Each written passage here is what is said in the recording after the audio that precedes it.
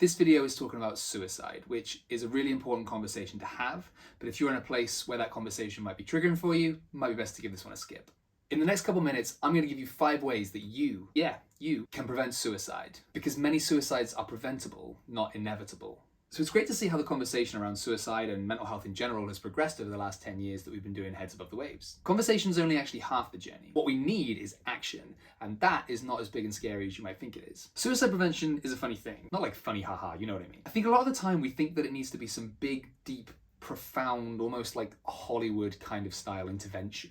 But suicide prevention can take all sorts of forms. Suicide prevention is having a sense of community and belonging, whether that's part of something like a music scene or a club or a team, or even just a sense of cultural identity. I know that for me, playing pop punk and becoming part of that kind of alternative music scene became so much more than just a hobby for me. It was how I actually made friends, and it gave me a sense of purpose because I wanted to keep on practicing and be better and continue to be part of this scene.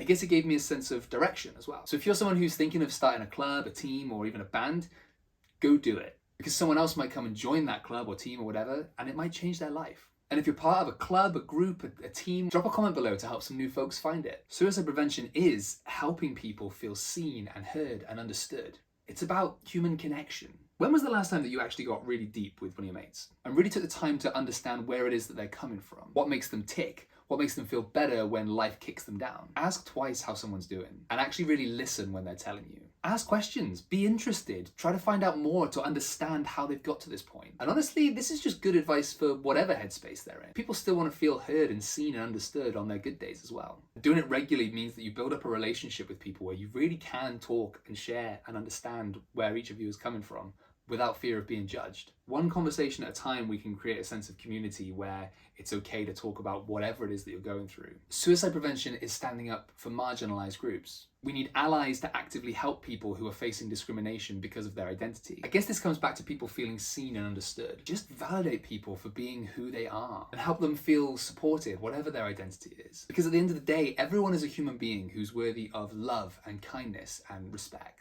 And treating everybody that you come across in life with love and kindness and respect and understanding, it's not too much to ask. Suicide prevention is helping people find healthy coping mechanisms. And the truth is, we all have coping mechanisms. Granted, some of them are more positive than others, but we've all got something that helps pick us up when we're feeling down. A big factor of whether something's actively going to be helpful for your mental health is mindfully doing it. It doesn't even really matter what it is that you're doing, but whatever your thing is, do it and tell yourself that you're doing it to help your brain. And suicide prevention is being in touch with our emotions and understanding where thoughts and feelings are actually coming from. And that might be as simple an exercise as just writing down everything that you're feeling and actively giving a name to those feelings, and then drawing a line and trying to identify where it is that that feeling is coming from. Ultimately, when it comes to supporting mental health in any form, but particularly when we're talking about suicide prevention, small actions can make a huge difference. So this is a reminder to you that you absolutely have the power to prevent suicide. And even by taking the time to watch this and hopefully sharing it if you found it helpful, please share it. What you're doing is you're creating a world where talking about suicide is okay. And that has the potential to truly change how someone's story goes.